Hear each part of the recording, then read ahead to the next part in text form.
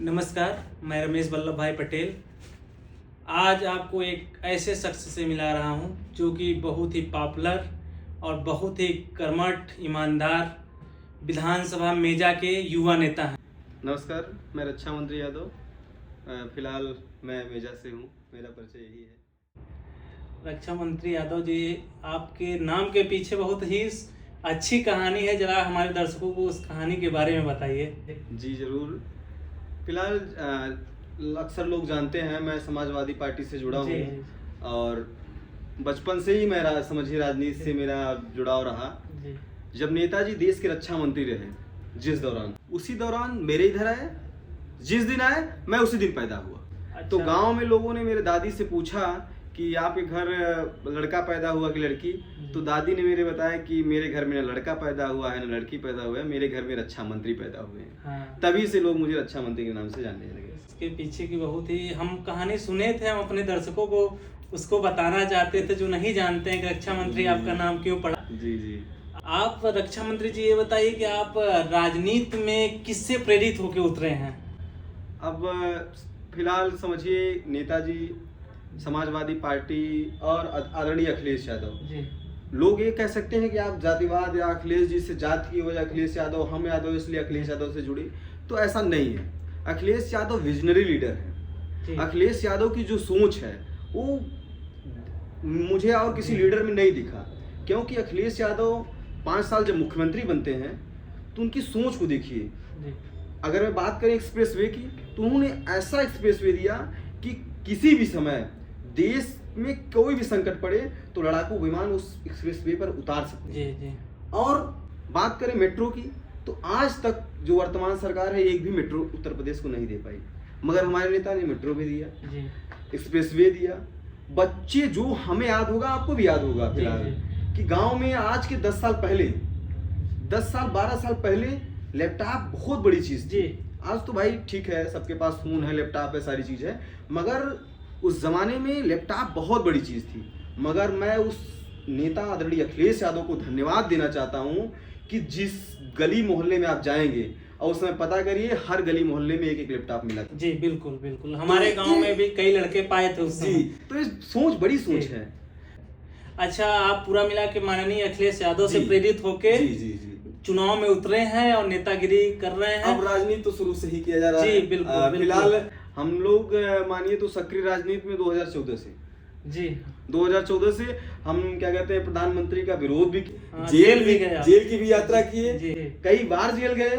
मगर ठीक है, अपनी बात मजबूती से करते रहते हैं, अपनी बात करना पड़ेगा। हम अपने अधिकार की बात नहीं कर, कहते हैं लोग कि बच्चा नहीं रोएगा तो उसको माँ दूध नहीं पिलाती है, तो अपने अधिकार को आप मांगने के लिए लड़ना पड़ता है। आप चुनाव में उतर रहे हैं इस बार फिर से? नहीं, पिछली बार, फिलहाल मैं आपको बता दूं, पिछली बार मेरी माताजी चुनाव लड़ी थी जिला पंचायत सदस्य का, और कुछ 143 वोटों से बस सेकंड रनर। चुनाव में हारना जीतना तो तय है, कोई बात नहीं। तो इस बार माताजी चुनाव लड़ेंगी, हम हैं भाई, तो अब ठीक है, राजनीति परिवार से हैं, राजनीति रग रग में भरा है, शुरू से राजनीति कर रहे हैं, तो भाई राजनीति करते हैं तो लोग चुनाव, जैसे कहते हैं ना कि चुनाव करीब है, राजनीति तो फिर कहाँ नीति आ पाएगी अच्छी। तो किसी पैनल से, सपा से ही चुनाव लड़ेंगे कि बिना सपा के? अब ऐसा तो भाई बात ही है कि हमारे लीडर अखिलेश यादव हैं, हमारे सोच समाजवादी है, हम लोहिया, अम्बेडकर, जनेश्वर सबको मानने वाले लोग हैं, तो बाबा साहब को मानने वाले लोग हैं, तो भाई हम समाजवादी पार्टी द बेस्ट। तो आप लोगों को, जो हमारे समाज में बहुत से अभी ऐसे लोग हैं कि जो बहुत दबे हुए हैं, उनके लिए आप क्या करेंगे? राजनीति में आप आ रहे हैं तो उनके लिए कुछ सोचे होंगे कि जो अभी समाज में कुछ ऐसे हमारे शोषित हैं, वंचित हैं, जो कि समाज की सारी चीजों को नहीं मिल रहा है, जैसे सही शिक्षा जहाँ उन लोगों तक पहुंचनी चाहिए वो शिक्षा उन लोगों तक नहीं पहुंच रही, उनके लिए आप कुछ सोचे हैं? देखिए, हम जिस दल, जिस नेता के संरक्षण में राजनीति करते हैं, वो हमारे नेता की सोच है कि जो गरीब, जो लाइन में अंतिम पंक्ति में हो, पंक्ति के अंतिम में हो, उसको न्याय, अधिकार, सारी चीज, सारी योजनाओं का फायदा मिले, वही समाजवाद है। तो जब हमारे नेता की वही सोच है तो हमारी भी सोच वही है। और आपको जानकारी बता दें कि मैं खुद, अगर मैं कोई गरीब लड़की हूँ, कोई परेशान, बड़ी बीमारी से परेशान हो, तो मैं खुद उसकी मदद करता हूँ और ऐसा- करवाता हूँ। ऐसा नहीं है कि आप नेता बने और संसद में जाके समोसे पे बात करें। कुछ नेता इस समय ऐसे हैं हमारे, देखने को मिलता है कि संसद में शिक्षा का मुद्दा उठाना चाहिए तो समोसे का मुद्दा उठा रहे हैं। अब भाजपा से कोई उम्मीद नहीं की जा सकती और भाजपा के नेताओं से तो एकदम नहीं उम्मीद की जा सकती। तो भाजपा से आप उम्मीद नहीं रखना चाहते हैं? भाजपा से हम नहीं, हम तो मान लीजिए वो देखिए पहले लीडरशिप में या राजनीति में था, हमें याद है कि अटल बिहारी वाजपेयी, नेताजी, लालू, इस जमाने में था कि अगर में आप राजनीति कर रहे हैं, कोई आप किसी भी गरीब या किसी भी जरूरत की बात कर रहे हैं, तो सरकारें ये नहीं देखती थी कि वो विपक्ष का है, विरोधी दल, विरोधी नेता है, वो जरूर नोटिस करते थे, उस काम को करने का प्रयास करते थे। अब हमें तो भाजपा तो हमको दुश्मन नजर से देख ही रही है। मैं समाजवादी हूँ, मैं उसके लिए दुश्मन हूँ। तो आप ये बताइए कि मधुशाला और पाठशाला पे कुछ कहना चाहते हैं? जो यूपी में हमारे पाठशालाएं बंद हो रही हैं, उस पे आप कुछ बताइए। मैं विरोध भी किया। आपने उसका मैं विरोध लखनऊ किया? के हजरतगंज चौराहे पे विधानसभा के पास जी। मैंने विरोध किया और वहां पे मैंने कहा कि योगी जी गलत कर रहे हैं, मधुशाला को बंद करिए, पाठशाला को चालू करना पड़ेगा।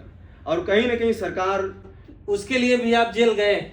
भाई पुलिस तो उठाएगी, ले जाएगी। अब ये तो राजनीति में जेल से डर ही नहीं लगता। जेल आपका दूसरा घर हो चुका है। हाँ, हम लोग सोचते हैं कि जेल बहुत बड़ी चीज नहीं है। तो आपसे उम्मीद की जा रही है कि अगर आप लोग सत्ता में 2027 में अगर आएंगे तो शिक्षा के लिए कुछ करेंगे?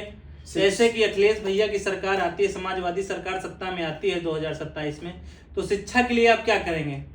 देखिए हमारे नेता कहते हैं शिक्षा सबसे ज्यादा जरूरी है जी। और ऐसा है नहीं कि हमारे नेता ने किया नहीं है। नहीं, हमारे जैसे नेता कि जब- जैसे जहां हम बैठे हैं, जी जहां हम बैठे हैं उसकी 1 से 2 किलोमीटर की दूरी पे देखिए, जी जो आज रज्जू भैया विश्वविद्यालय चल रहा है वो किसी दूसरे की देन नहीं है, हमारे नेता आदरणीय अखिलेश यादव की देन है। हाँ, उन्होंने ही उसकी और न्यू डाली। सिर्फ वही नहीं, सरस्वती हाईटेक सिटी जो नोएडा की तर्ज पे, वो तो development, Akhilesh Yadav means development. अब रज्जू भैया तो नाम किसी और को दे दिया, पहले इलाहाबाद स्टेट यूनिवर्सिटी के नाम से था, अब एक राजेंद्र सिंह रज्जू भैया के नाम उसको बदला गया, उसका नाम पूरा मिला के आप ये कह सकते हैं कि नाम चेंज किया गया उसका। वही कैसे कहावत है, राम राम राम नाम जपना, पराया पराया काम अपना। तो पराये काम को मैं बता रहा हूं कि ये सरकार की कोई भी सोच नहीं है। अखिलेश यादव जो जिस चीज का न्यू डाले हैं वो वही है। आप देख रहे हैं सरस्वती हाईटेक सिटी जहां था वही है। अगर मैं आज अखिलेश यादव की सरकार होती तो एक बड़े पैमाने पे एरिया का डेवलपमेंट हुआ होता। बहुत से लोग ये कहते हैं कि जब अखिलेश सरकार की सत्ता आती है, जब वो सत्ता में रहते हैं तो गुंडा राज बढ़ जाता है, बलात्कार बढ़ जाते हैं, आप उस पर क्या बोलेंगे? जो कहते हैं वही सत्ता में है। जब गुंडा खुद सत्ता में रहेगा तो कहां से गुंडाई होगी? समझ रहे हैं ना बात को आप? जी बिल्कुल बिल्कुल। जब गुंडा खुद सत्ता में है तो कहां से गुंडाई होगी? आप डायरेक्ट यही गुंडाई कराते हैं। डायरेक्ट आप मुख्यमंत्री जी के बोल रहे हैं गुंडा? हम नहीं कर रहे हैं जी। अगर में हम गुंडे होते जी, हमारे ऊपर कितने मुकदमे हैं? अखिलेश जी के ऊपर कितने मुकदमे हैं? कितने मुकदमे योगी के ऊपर थे? कितने डिप्टी सीएम के मुकदमे हैं? किसके मुकदमे वापस हुए? कई लोग जानते हैं। कई विपक्ष ऐसा कहता है कि जब माननीय अखिलेश जी आते हैं सत्ता में तो बस यादवों के लिए काम करते हैं और किसी के लिए काम नहीं करते हैं, और उनकी सरकार सत्ता जब आती है तो यादव और मुस्लिम ज्यादा आतंकवादी रूप धारण कर लेते हैं या फिर बलात्कारी रूप धारण कर लेते हैं या फिर गुंडा राज यूपी में हो जाता है। उस पर आप क्या बोलेंगे? मैं ये बोलना चाहता हूँ, बाबा ने सदन में जी। 46 में 56 यादव को एसडीएम बनाया था। कितना? 46 में 56। 56, जो कभी संभव नहीं है जी भाई। 46 में 56 यादव कैसे एसडीएम हो सकता है? कैसे हो सकता है बताइए? पूरा मिला के बाबा भी यादवों को बढ़ा रहे हैं। नहीं, आज तक जी उसका क्या कहते हैं कि लिस्ट नहीं दे पाए कि कितने यादव एसडीएम हुए थे। झूठ का प्रचार करते हैं। अच्छा मान लीजिए कितनी छोटी बात है कि जब 2014 में देश के प्रधानमंत्री जो हैं आज जी आते हैं और इस बात को कहते हैं कि कुराव का थानेदार कौन, मेजा का थानेदार कौन, सिर्फ झूठ, सिर्फ झूठ। ऐसा कुछ नहीं था, पता करके देख लीजिए भाई आप। ठीक है, इंसान क्या कहते हैं डेवलप करेगा, विकास करेगा, तो भाई कहीं ना कोई किस थाने का यादव हो सकता है, किसी दूसरी बिरादरी का हो सकता है, प्रजापति हो सकता है, कुमार हो सकता है, विश्वकर्मा हो सकता है, दूसरे बिरादरी, मगर नहीं, उनका इस टारगेट था कि उत्तर प्रदेश में यादव लड़ाकू कौम है, उसके खिलाफ हमको भरना है दूसरे समाज के लोगों को, जी। और उन्होंने इस काम में कारगर हो गए। आज मैं बता रहा हूँ आपको, आप यहीं बगल में बैठे हैं जी। अगल बगल के जितने भी थाने हैं उठा के देख लीजिए, सिंह साहब मिलेंगे, एक बिरादरी के लोग मिलेंगे, मुख्यमंत्री जी की बिरादरी के लोग मिलेंगे। ये क्या है? इसके बारे में मैं दूर की बात छोड़िए, वर्तमान में देखिए क्या है, इसको क्या कहेंगे आप पूरा मिला के ये कर रहे हैं कि सिंह साहब वहां पे बैठे हैं तो वो भी यही कर रहे हैं जो अखिलेश यादव जी करते थे। अखिलेश यादव ने ऐसा कुछ नहीं किया। फिर अखिलेश यादव सबको सम्मान दिए, सबके हक की बात की। अखिलेश यादव आज कह रहे हैं जाति जनगणना कराइए, क्यों रोक रही भाजपा भाई? वो कह रहे हैं कि जाति जनगणना कराइए, जिसकी जितनी संख्या बारी उसकी उतनी हिस्सेदारी दे दीजिए उसके हिस्सा को। विपक्ष जो है जाति गणना क्यों नहीं करा रहा है? वही तो मैं पूछ रहा हूँ, क्यों नहीं करा रहा है? वो आप बताइए क्यों नहीं? वो जान रहा है कि उसकी संख्या एकदम कम है। भाजपा को पता है कि वो जिस दिन जाति जनगणना करा देगी उस दिन वो सत्ता से बाहर हो जाएगी। मगर हम कह रहे हैं कि जाति जनगणना कराइए, यादव जितना है यादव को नौकरी दीजिए, जितनी जिसकी संख्या उसकी बराबरी, यादव, नाउक, कुहार, लोहार, जो भी जितनी बराबरी की संख्या, सबको बराबर की संख्या दे दी जाए। आप पूरा मिला के जाति जनगणना का समर्थन करते भाई हैं? 100%। हम चाहते हैं कि क्यों हमारे ऊपर आरोप लगे कि सब कुछ यादव को मिल गया। भाई बराबर सबको बांट दिया जाए। 100 सीट है, 100 में यादव को दे दिया जाए, धोबी को दे दिया जाए, नाउक को दे दिया जाए, कुहार को दे दिया जाए, सबको दे दिया जाए। हमें क्या किस बात की दिक्कत है? हमारे हिस्सा में जो आएगा हमें भी मिलेगा। अच्छा ये बताइए, जैसे 2027 में आप सत्ता में आते हैं तो जो यहाँ पे प्रयागराज में कई ऐसे गलियां हैं, कई ऐसे रूम हैं कि 10-10 साल से स्टूडेंट वहीं पे भरा हुआ है। उत्तर प्रदेश सरकार जो वर्तमान में सरकार है वो शिक्षा के लिए कुछ अच्छा काम नहीं कर रही है। आप शिक्षा में सुधार लाएंगे, वैकेंसियां लाएंगे कि नहीं लाएंगे? देखिए, हमारे देश का अगर मैं रीढ़ कोई है तो नौजवान है। जी बिल्कुल। आप जो नौजवान है, शिक्षा को ही कहीं ना कहीं आप वर्तमान सरकार शिक्षा को ही खत्म करना चाहती है। हमारे हिसाब से ऐसा लग रहा है कि वर्तमान में हमारा शिक्षा कमजोर हो रहा है। छोटी छोटी गलियों में मधुशाला खुल गया है और पाठशालाओं को बंद किया जा रहा है। ये पता ना सरकार क्या सोच रही है। सरकार की मंशा ये है कि हम आप अशिक्षित रहें। अशिक्षित रहेंगे तो हम अपने हक की बात नहीं करेंगे। वो आपको 5 किलो राशन दे सकते हैं मगर फ्री में शिक्षा नहीं दे सकते हैं। मगर हमारे नेता आदरणीय मुलायम सिंह यादव, आदरणीय अखिलेश यादव सदैव कहें शिक्षा, स्वास्थ्य ये सदैव मुफ्त होना चाहिए। जी ठीक। और सुनिए जी, ये सरकार नौजवानों को रोजगार नहीं दे रही है, कर्जा दे रही है। पता ही नहीं, अब कर्जा दे रही है। मुख्यमंत्री युवा उद्यमी एक योजना आई है जी, युवा उद्यमी योजना आई है, उससे आपको कर्जा दिया जा रहा है। अरे कर्जा नौजवानों को क्यों दे रहे हो यार? आप रोजगार दीजिए, वो खुद आगे बढ़े। आप सही कर रहे हैं। मैं इस बात का समर्थन करता हूं कि 5 किलो राशन आप दे सकते हैं तो शिक्षा क्यों नहीं दे सकते हैं? तो आप मेजा विधानसभा से चुनाव लड़ रहे हैं इस समय, किस वार्ड से जिला पंचायती लड़ेंगे? माता जी जो चुनाव लड़ रही है हमारी वार्ड नंबर 74 है, पूर्वा ब्लॉक के अंतर्गत आता है। माता जी चुनाव इस बार लड़ेंगी, पैनल से लड़ेंगी, समाजवादी पार्टी से लड़ेंगी। अब राजनीति करना है जिंदगी में मेरा मानना है लीडर नेता कभी नहीं बदला जा सकता। जिस हिसाब से बाप नहीं बदला जा सकता उस हिसाब से नेता नहीं बदला जा सकता। अगर मैं राजनीति करना है अखिलेश यादव के लिए करना है, अखिलेश यादव के साथ करना है, समाजवादी पार्टी के लिए करना है और जो भी शोषित वंचित हैं उनके हक अधिकार को दिलाने के लिए करना है। पूरा मिला के आप जब तक राजनीति में है माननीय नेताजी अखिलेश यादव जी के साथ रहेंगे। हाँ भाई, उनकी सोच है, उनका ये मानना है कि जो जिसको अधिकार नहीं मिला है उसको अधिकार दिलाना है। तो ये हम लोग उस लड़ाई में उनके साथ। अभी तो माता जी चुनाव लड़ रही हैं, आप चुनाव कब लड़ रहे हैं? अब देखिए, हमारे नेता जब अखिलेश जी चाहेंगे तब चुनाव लड़ा जाएगा। आप चुनाव में किस पद से स्टार्ट करेंगे, कहाँ से चुनाव लड़ेंगे? पद बड़ी चीज नहीं होती है। राजनीति में लोगों का चुनाव लड़ना भी बहुत जरूरी नहीं होता है। लोगों के हक अधिकार की बात होती रहे, लोगों को न्याय मिलता रहे, लोगों के मतलब कि लोगों को किसी प्रकार की दिक्कत ना हो। हम लोग समाज सेवा करने आए हैं। राजनीति ठीक है, राजनीति एक ठीक है, समाज सेवा में राजनीति भी करना है, चुनाव भी लड़ना है, सारी चीजें ठीक है। मगर मैं समाज सेवा के लिए आया हूँ। अखिलेश यादव के साथ, समाजवादी पार्टी के साथ मजबूती से आगे लोगों के शोषित वंचित जो भी हैं उनके हक अधिकार की बात किया जाएगा। और उम्मीद है कि हम लोग समाजवादी पार्टी को 27 में सरकार में आएंगे और आगे चल के अखिलेश जी को प्रधानमंत्री बनाने का पूरा प्रयास किया जाएगा। मैं लास्ट में एक आपसे क्वेश्चन रखूंगा कि विपक्ष ये बोलता है कि जब समाजवादी पार्टी सत्ता में आएगी तो हिंदू खतरे में हो जाएंगे, उस पे आप क्या बोलेंगे? आज हिंदू खतरे में नहीं है क्या? सरकार तो यही कहती है कि जब समाजवादी पार्टी आएगी तो हिंदू खतरे में हो जाएंगे। आज आप डाटा निकलवाइएगा, थाने पे जी। ले जाके बंद करके मार रहे हैं और मतलब हत्या हो जा रही है। किसकी हो रही है? किस बिरादरी की हो रही है?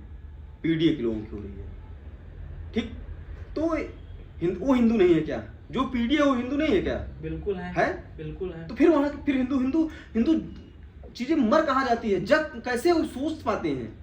वो भी तो हिंदू है। अगर मैं दलित है, पिछड़ा है, आदिवासी है, तो वो भी तो हिंदू है ना। बिल्कुल, उसके साथ अन्याय हो रहा है तो सरकार कर क्या रही है?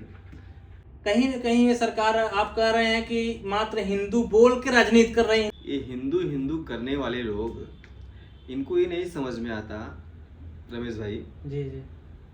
अखिलेश यादव हिंदू नहीं है क्या? बिल्कुल हिंदू है। बिल्कुल हिंदू है। अखिलेश यादव अगर में हिंदू हैं तो अखिलेश यादव जिस दिन मुख्यमंत्री पद से हटे तो हार गए भाई। ठीक है, उन्होंने घर छोड़ दिया। अखिलेश यादव के घर को गंगा जल से क्यों धुलवाया गया, इसका जवाब कोई दे सकता है? अखिलेश यादव हिंदू है ना, इसमें कोई वो नहीं है भाई। हिंदू का मतलब वही है जो भगवान को माने, पूजा करे, सारी चीज जो हिंदू की परंपराओं को माने। अखिलेश यादव सब कुछ मानते हैं। तो अखिलेश यादव जब हिंदू हैं तो मंदिर में जाने के बाद, घर को छोड़ने के बाद क्यों गंगा जल से धुलाया जाता है? विपक्ष ये कहता है कि जब यहाँ पे महाकुंभ हुआ तो सब पूरे इंडिया के तो लोग आए ही, विदेश के लोग आए, अखिलेश यादव क्यों नहीं आए? अरे उनको नहीं पता है, अखिलेश यादव आए और 11 डुबकी लगाए। विपक्ष तो ये कहता है कि अखिलेश यादव नहीं आए हैं। तो फिर उनकी अब क्या ही कहा जाए, आंख में कोई कमजोरी है और उनके आंख का चश्मा बनवाना चाहिए। जी। तो मैं इसी सवाल के साथ मैं आपको बहुत बहुत धन्यवाद देता हूं जो हमारे पॉडकास्ट में आप आए। रमेश भाई, आपको पहले सबसे बहुत बहुत बधाई, क्योंकि आप इस प्लेटफॉर्म के माध्यम से कहीं ना कहीं हमारे आवाज़ को या विपक्ष की आवाज़ को या नौजवानों को एक मौका दे रहे हैं। तो अच्छा लगा। ऐसे ही नौजवानों को आगे आना चाहिए। ये देखिए, भारतीय जनता पार्टी की सरकार में पत्रकारों से तो कोई उम्मीद नहीं की जा सकती है। आप जैसे नौजवान ही विपक्ष में लोगों की आवाज को उठा सकते हैं। तो मुझे बहुत अच्छा लगा कि आप जैसे नौजवान इस तरीके से देश को मजबूत करने के लिए सरकार से क्वेश्चन करते रहना चाहिए। आपको बहुत और हमें मौका दे रहे हैं कि आप हम भी अपनी बात को रख सकें इस प्लेटफॉर्म के माध्यम से। आपको बहुत बहुत धन्यवाद और आपकी माता जी को जीत की अग्रिम बधाई। और आपकी माता जी जीत के आए और क्षेत्र में विकास करें। मैं आपसे यही उम्मीद करता हूं और जनता की भी उम्मीद यही है। मैं जरूर, आप जो कहे हैं कि उस जनता के उस पे उम्मीद पे खरे उतरें, तो मैं कह रहा हूं जरूर खरा उतरेंगे और जीतेंगे और लोगों के हक और हुकूम की बात की जाए। बहुत बहुत धन्यवाद सभी दर्शकों को जुड़ने के लिए। नमस्कार। धन्यवाद, बहुत बहुत नमस्कार।